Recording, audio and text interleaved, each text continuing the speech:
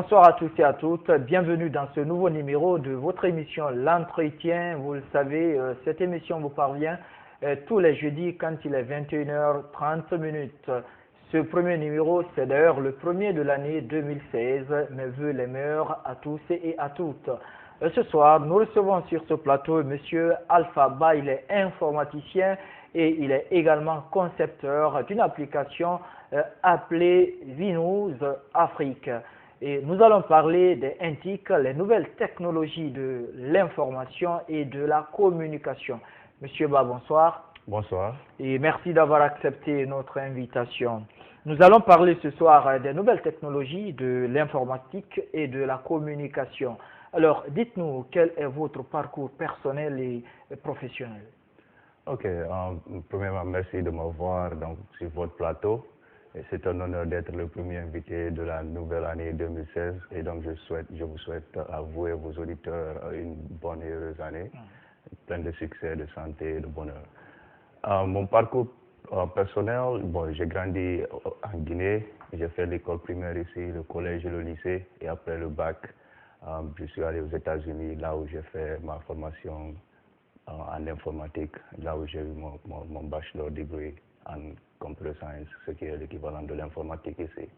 C'est un parcours un peu compliqué, mais maintenant je travaille professionnellement comme un informaticien spécialisé sur la plateforme Android. Voilà, dites-nous, pourquoi avoir choisi l'informatique comme profession, parce que vous venez de le dire que vous êtes spécialisé justement sur la plateforme Android. Oui, bon, quand j'étais jeune, j'étais toujours intéressé par les électroniques. J'ouvrais tout le temps nos magnétoscopes. Quand on était petit, il y avait les magnétoscopes, je regardais ce qui était dedans, j'ouvrais les télés. Et donc, en grandissant, j'ai eu à découvrir les ordinateurs quand j'étais un peu au collège ici. J'ai fait le collège Sainte-Marie, là où on avait un peu accès à des ordinateurs. Et ça m'a toujours fasciné. Et étant donné que j'ai aussi étudié, j'ai fait sciences maths au lycée, donc c'était un peu une transition facile sur l'informatique, étant donné que l'informatique... Non, tout petit, vous avez eu une passion vers l'informatique. Pas nécessairement l'informatique, mais l'électronique. L'électronique. Les jeux vidéo, les télé, j'ouvrais du n'importe quoi. Si vous me donnez le monde, j'ouvrais la montre pour voir ce qu'il y a dedans, comment c'est fait. Donc ça m'a toujours fasciné quand j'étais petit. Donc c'est en grandissant aussi, j'ai découvert l'informatique et c'était quelque chose de très beau à voir. Et on cliquait quelque chose et puis ça sort. Donc, aujourd'hui, vous travaillez aux États-Unis. Vous n'avez pas le désir de revenir en Guinée travailler ici? Bien sûr que j'ai le désir de revenir si l'opportunité se présente. Actuellement, je travaille d'ici. Je suis en train de voir comment ça marche. C'est vrai que l'Internet a beaucoup évolué et le fait qu'on a le courant pourra peut-être me permettre de revenir et puis de travailler d'ici. Donc c'est quand même je suis très excité pour ça et j'espère que bientôt je serai par là. Et de nos jours, l'informatique est considérée comme un outil indispensable dans la vie socio-professionnelle. Dites-nous, quelle est la place de l'informatique dans la vie professionnelle? Actuellement, tout est informatisé. Vous savez, personne n'écrit plus que personne n'utilise les papiers de nos jours. Tout est informatisé, tout est digitalisé, que ce soit les données, que ce soit relever les notes, que ce soit écrire des emails, tout ça. Et maintenant même, vous recevez vos emails de boulot sur votre phone. Donc, actuellement, une vie sans l'informatique n'existe pas. Alors, vous êtes spécialisé dans cette application d'Android. Comment fonctionne cette plateforme Android? La plateforme Android, c'est une plateforme qui est ouverte et qui a été supportée par Google et qui permet de développer des applications sur l'operating system, ce qu'on appelle l'operating system itself. Donc, c'est ouvert, donc ce qui permet d'innover. Quiconque a une bonne idée ou bien qui aimerait participer peut se joindre et puis créer quelque chose et puis voilà. Et donc ça c'est quelque chose qui m'a toujours intéressé. J'aime pas trop, j'aime être libre. J'aime être libre de créer ce que je veux, ou bien de choisir exactement ce qui m'intéresse. Et donc, raison pour laquelle j'ai choisi Android comme une spécialité. Et comment Android est perçu aux États-Unis, par exemple? Là où vous vivez, vous êtes à New York, plus précisément. Ouais. Bon, nous avons deux compétitions. Vous avez l'Android d'un côté, puis vous avez l'iOS qui est l'iPhone, et puis les tablettes, les iPads. Et donc, c'est un peu les deux qui vont. Mais aux États-Unis, c'est un peu l'iOS qui domine pour l'instant, mais si vous regardez le monde, Android domine complètement. Alors, aujourd'hui, en tant qu'informaticien, y a-t-il un rapport entre les nouvelles technologies et l'enseignement, par exemple, aux États-Unis? Mais bien sûr, c'est clair. Hein, mais je peux vous donner un exemple. Je me rappelle une de mes classes d'informatique. Le premier jour que le professeur est venu, il nous a seulement dit son nom et il nous a dit que le premier lab est déjà prêt, il faut aller faire. Vous devez le rendre dans 2 semaines. On n'a même pas eu de cours. C'était ça son truc. So, lorsqu'on vous dit ça, ça vous dit quoi? Vous allez sur le net, vous allez voir là où l'exercice qui est appliqué. Et vous donne le lien. Ouais, il vous donne le lien, vous allez dessus et vous faites les recherches vous-même. Ils vous enseignent rien, près de moi. Ils vous disent, ok, c'est ce que tu dois savoir pour faire l'exercice et c'est à toi de te démerder. Donc, ce qui veut dire tout est informatisé. C'est clair. Hein? Et maintenant même, vous voyez un peu l'évolution de ce qu'on appelle online classes, c'est-à-dire les cours sur le web. Et donc, le professeur, il est là, il enregistre une vidéo et vous téléchargez la vidéo quand vous voulez. Et comme on est dans un monde qui presque opère 24 heures sur 24, donc si vous travaillez par exemple à votre temps libre, vous regardez la vidéo, vous faites votre exercice et puis c'est très facile. Alors, aujourd'hui, est-ce que un tel boulot ou un tel exercice est possible en Guinée? Ouais, bon, avec le fait qu'on a le courant maintenant, c'est déjà un départ parce que pour pouvoir programmer, il faut avoir de l'électricité, ça c'est un. Et deux, avec l'évolution de l'Internet aussi, et puis avec le développement de la fibre optique ici, j'espère que ça va vraiment faciliter la tâche. Est-ce que la fibre optique a un impact sur le débit de la connexion? Bien sûr, mais il faut que ce soit rapide si vous voulez vous connecter. Par exemple, actuellement, je suis en train de tester un peu, je travaille d'ici.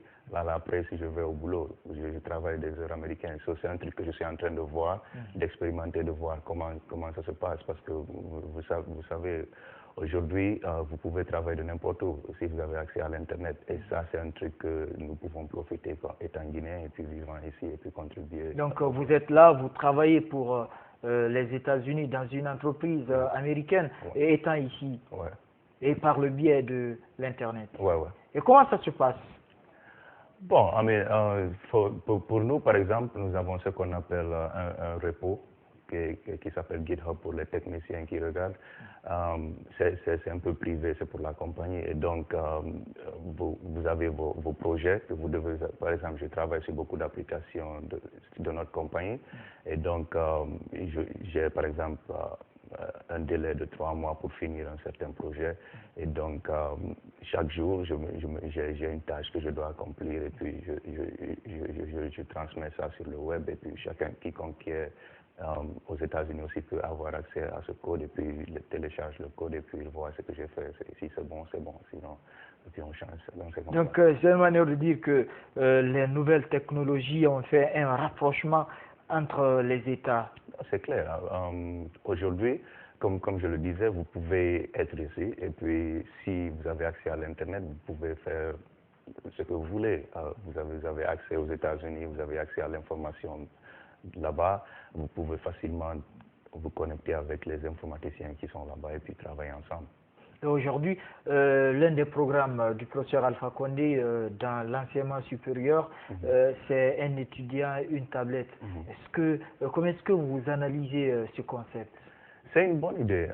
Vous savez, actuellement, vous ne pouvez pas étudier si vous n'avez pas quelque chose d'électronique, si vous n'avez pas un ordinateur ou bien une tablette, c'est un bon départ. Et particulièrement en Afrique, là où le mobile est plus avancée que l'actual desktop, ce qu'on appelle les laptops, whatever. On utilise plus les phones ici pour faire tout, même dans l'Internet, que vraiment s'asseoir sur un ordinateur. Et donc, pour ça, on est en avance sur le monde de l'Occident, because ça prend un peu de temps pour d'embrasser le mobile par rapport à l'Afrique. Et donc, c'est une bonne idée. On espère qu'il y aura des applications créées pour faciliter l'éducation des élèves.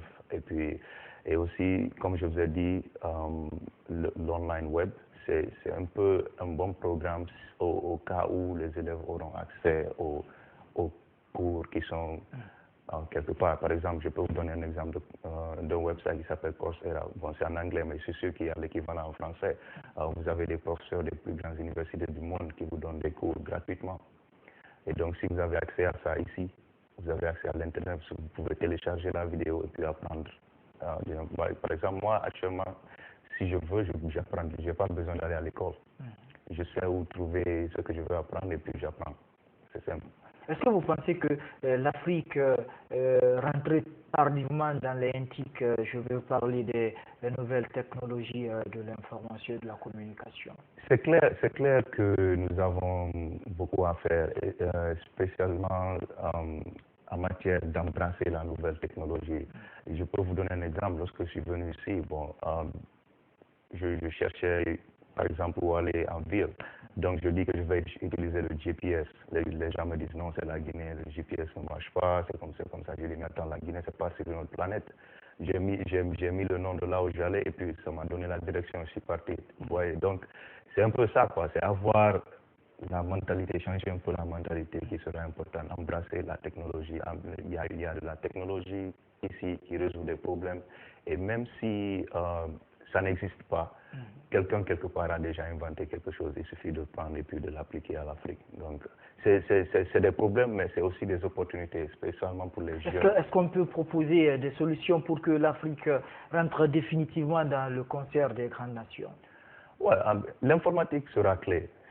Pour qu'un jeune Guinéen puisse compétir sur l'échelle mondiale, il faudra que tu aies une information de base.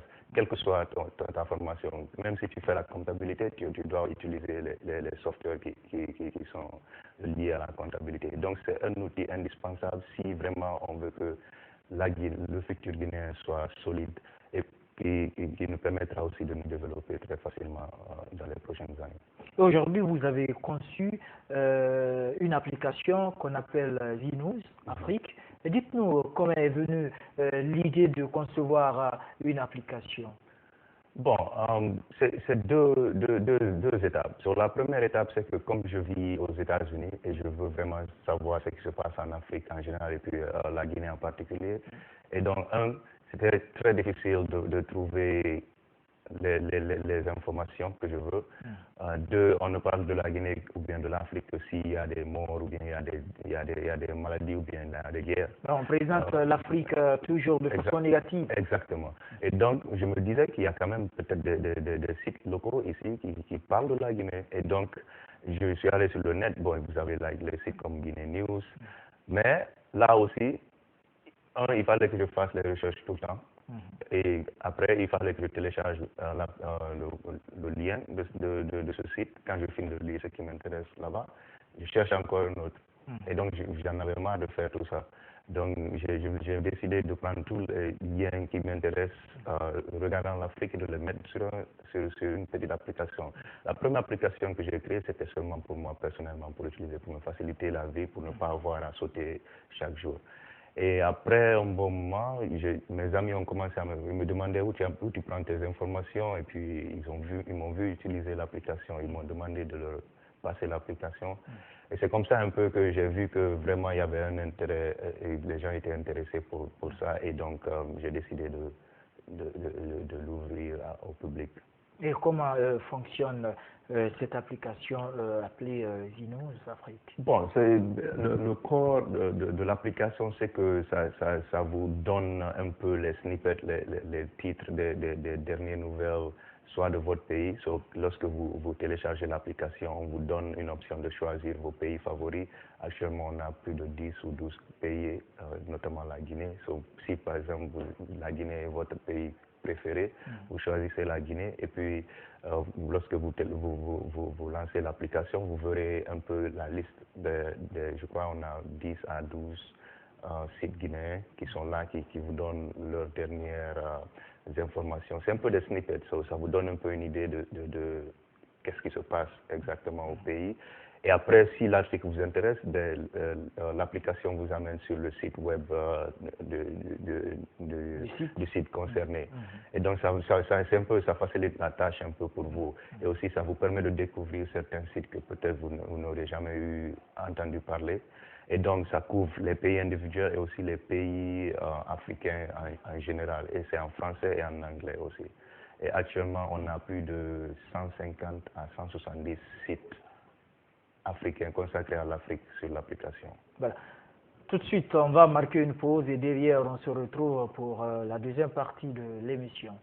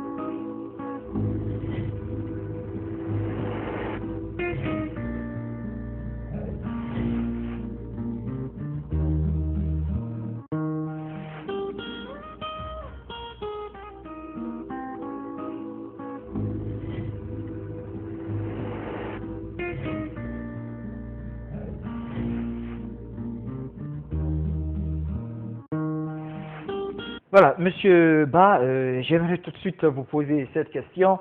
On dit les nouvelles technologies de l'informatique et de la communication constituent-elles un facteur de développement pour un pays? Absolument. Comme je vous disais auparavant, l'informatique est nécessaire. C'est un clé indispensable pour le développement d'un pays actuellement. Et beaucoup d'emplois qui seront créés ou bien qui sont créés actuellement dépendent de l'informatique. Et donc, ces nouvelles technologies sont définitivement très importantes. La fibre optique, la vitesse de l'Internet est très critique au développement de certains secteurs privés et aussi la formation professionnelle des jeunes. Ce serait bien que les jeunes commencent déjà dès le collège ou le lycée à déjà apprendre à programmer. Parce que ça, vous savez, si vous êtes très outillé de l'informatique, même si vous n'avez pas de boulot, vous pouvez créer votre propre application. Par exemple, là, si je n'avais pas un boulot, je peux seulement créer mon application et peut-être résoudre un problème et puis développer et puis faire ton argent de telle sorte. Donc, voyez, et aussi la création d'emplois y dépend. Donc, même aux États-Unis actuellement, là, le fait que si tu as un diplôme en informatique, il facilite plus la tâche à un informaticien de notre pays de venir dans le pays et puis de travailler que si tu avais d'autres diplômes. Et donc, comme je vous dis, l'informatique est nécessaire. Et quiconque rate ceci aura un grand mal à se rattraper dans le futur. Monsieur Ba, dites-nous, votre application Zinous Afrique, est-ce que cette application a un rapport avec Android? Bien sûr. Actuellement, l'application ne peut être téléchargée que sur l'Android. Actuellement, je suis en train de développer la version de iOS.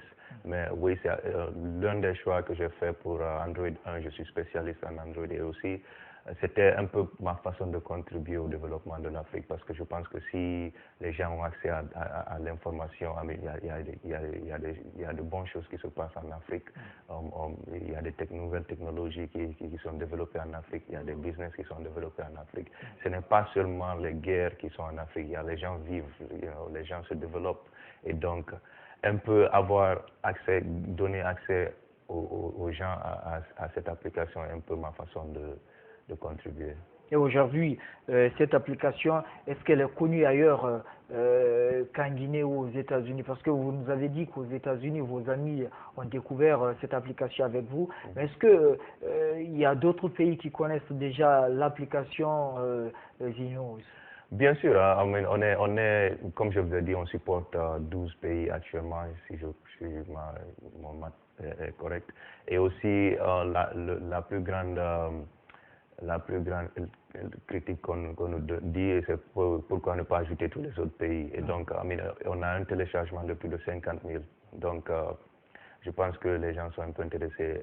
Si vous êtes intéressé sur l'Afrique et vous découvrez l'application, vous allez la télécharger parce que ça vous rend la vie facile. Et puis, c'est une application qui est très efficace. Le téléchargement est gratuit? Ouais. Ah. Alors, quand on parle maintenant de la Guinée, comment est-ce que vous comptez participer en dehors justement de cette application? Comment est-ce que vous, en tant que jeune Guinéen résident à New York, comment est-ce que vous comptez participer au développement de la Guinée? Bon, ça c'était un départ. Là, quand je suis venu, je voulais organiser un hackathon, mais avec les fêtes de fin d'année, les gens étaient... Et hackathon, ça veut dire? Bon, hackathon, c'est un truc là où vous prenez des développeurs, vous vous rencontrez pendant 3 jours, vous décidez d'un problème, et puis vous programmez, et puis vous créez une certaine application pour résoudre un problème particulier dans n'importe quel secteur, que ce soit informatique, que ce soit santé, whatever. Et donc maintenant, ce que j'ai proposé, c'est que je vais un peu parler avec certains informaticiens ici, et puis on va essayer de planifier ça, et j'espère que cette année, on aura à faire ce truc. Et je vais essayer de voir pour qu'on le fasse. Certains seront aux États-Unis, certains ici, et puis un peu partout dans le monde, et puis on va voir comment on peut faire. Ça sera un premier temps. Et j'espère aussi que dans ce peu de temps, je pourrai revenir et puis... revenir travailler en Guinée. Ouais. Et comme actuellement vous travaillez là, et vous êtes en Guinée, à Conakry, mais vous travaillez aux États-Unis, et vous êtes en train de voir si cela pourrait marcher et pour que plus tard vous puissiez résider en Guinée. Ouais. Alors dites-moi, est-ce que vous avez contacté les jeunes parce qu'on dit que les jeunes c'est l'avenir du pays, mais moi je me dis que la jeunesse constitue d'ailleurs le présent du pays. Alors est-ce que vous avez eu à contacter des jeunes afin de les aider à mieux s'intéresser au développement de la nation? Bon, again, le hackathon, l'idée de hackathon, c'était un peu ça aussi, c'est pour un peu exposer les gens. Mais bon, ça fait longtemps aussi que j'ai quitté la Guinée, donc c'est un peu pour moi de me familiariser sur le pays. Et il y a des trucs que je n'ai pas de repères, donc c'est un peu ça, quoi. Mais c'est un objectif que j'ai et j'espère que d'ici la fin de l'année, je serai dans l'opportunité de rencontrer les jeunes. Je suis sûr qu'il y a de bons talents au pays. Et les jeunes Guinéens vivant à New York, comment ça se passe entre vous là-bas? Parce qu'aujourd'hui, les jeunes veulent tous partir et personne ne veut rester. Alors, qu'est-ce que vous pouvez dire à la jeunesse qui aujourd'hui a l'envie d'aller vivre à l'extérieur, alors que là-bas, c'est une autre vie, c'est une autre réalité? Bon, vous savez, des fois, même certains de mes cousins ou petits frères, je leur dis pourquoi vous voulez partir. Ils me disent, tu vois, comme moi je suis parti, je ne veux pas qu'ils aillent. Tout ce que je peux dire, c'est ceci, ok. L'Occident, c'est intéressant, mais si le conseil que je peux donner pour quelqu'un qui veut aller, si tu réussis à aller, va avec un objectif. Si tu veux seulement aller pour aller, je te conseille pas d'aller, c'est pas facile. C'est vraiment pas facile. Les gens qui, comme vous dites que la vie là-bas, tu vas aller, c'est le paradis, ils vous mentent. Ça, c'est un. Deux, c'est l'Afrique. C'est en Afrique qu'il y a l'opportunité. Il y a plus d'opportunités en Afrique. Tous les coins du monde sont saturés. Il n'y a qu'en Afrique que tu peux avoir une idée quelque part que tu peux développer et tu ne peux pas avoir de compétition au moins pendant quelques années. Et donc, il faut il faut un peu changer la façon de penser. Là où on voit trop de problèmes, il faut qu'on pense que ça c'est aussi une opportunité. Un problème c'est une opportunité. Si tu as un problème, si tu arrives à résoudre ce problème, ça c'est une opportunité et tu peux créer ton propre business. Il y en a qui ne sont jamais allés aux États-Unis et ils ont fini leurs études ici. Ils ont travaillé et maintenant ils vont en vacances aux États-Unis. So, chacun a son destin. Et donc, je ne vais pas dire de ne pas partir, mais si tu veux vraiment partir, il faut aller avec un objectif. Parce que si tu n'as pas d'objectif et tu n'as pas un bon départ, ce sera très difficile pour toi de te retrouver. Très bien. Alors, on tend vers la fin de cette émission, Monsieur Ba. Je rappelle que vous êtes concepteur d'une application appelée Zinews Afrique. Dites-nous, cette application, vous nous avez dit comment est-ce qu'elle fonctionne. Est-ce qu'elle a des ressemblances avec les autres applications que l'on connaît déjà? Qu'est-ce qui fait sa particularité en fait? Bon, sa particularité, c'est que c'est focus sur l'Afrique. Donc, ça ne parle que des news africains. Et actuellement, je ne pense pas qu'il y ait quelque chose de similaire qui ne parle que de l'Afrique. Et donc, c'est ça vraiment sa particularité. Il y a des applications qui font la même chose, mais qui sont soit pour l'Europe ou bien soit pour les États-Unis, un peu partout, mais pas nécessairement sur l'Afrique. Et mon intérêt c'est sur l'Afrique de plus. So. Oui, parce que on ne montre que l'image négative de l'Afrique quand on est à l'extérieur, et cela donne de l'embrouille aux Africains vivant à l'étranger. Ouais, ça c'est vraiment un bon point. Et mon objectif final, ce sera de changer un peu cette perception. Et la première étape, c'est au moins donner une option aux utilisateurs de savoir qu'il y a d'autres sites aussi qui n'existent, qui ne sont pas seulement les CNN ou bien les BBC. Donc, c'est un peu ça le départ. Et avec ça, au moins, l'utilisateur peut voir, il a des options et il peut choisir ce qu'il veut lire. Et donc, ça, c'est un bon départ. Et j'espère que dans le futur, ça va changer un peu la perception. Alors, comment on peut retrouver votre application? C'est à partir de quoi, effectivement, qu'on peut retrouver cette application-là? Bon, si vous avez le Play Store de Google, vous allez là-bas, vous cherchez Zinews Afrique. Vous verrez, le logo est très visible. Vous allez voir un peu l'accent guinéen dessus. Il y a le rouge, jaune, vert qui entoure un peu le logo. Et donc, vous téléchargez, c'est gratuit et puis vous êtes bon. Aussi, vous pouvez visiter notre site web qui est zenewsafrica.com. Et vous pouvez avoir toutes les informations là-bas sur l'application. Très bien. On est pratiquement à la fin de cette émission, Monsieur Ba. Je rappelle que vous êtes informaticien guinéen résident aux États-Unis, plus précisément à New York. Et quel est votre message, quel est votre mot de la fin? Premièrement, je voudrais vous remercier de m'avoir invité, à votre équipe technique et tous ces gens magnifiques d'évasion. Et j'espère voir une application d'évasion sur l'Android, comme ça je pourrais regarder votre émission. Vous pourrez nous aider à avoir une application, ça me fera un grand plaisir. C'est possible. Et à la jeunesse guinéenne, je dis de persévérer, de garder espoir et surtout d'embrasser les nouvelles technologies. C'est la vie, c'est très intéressant et c'est vraiment le futur. Très bien. Chers téléspectateurs, c'est la fin de cette émission d'aujourd'hui. On a reçu sur ce plateau M. Ba Alpha. Il est informaticien, il est guinéen résident à New York plus précisément.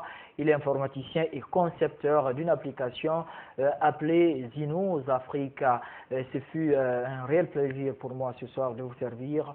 On se retrouve la semaine prochaine pour un nouveau numéro et merci à toute cette équipe technique qui m'a aidé à réaliser l'émission d'aujourd'hui et au revoir. Passez une très bonne soirée.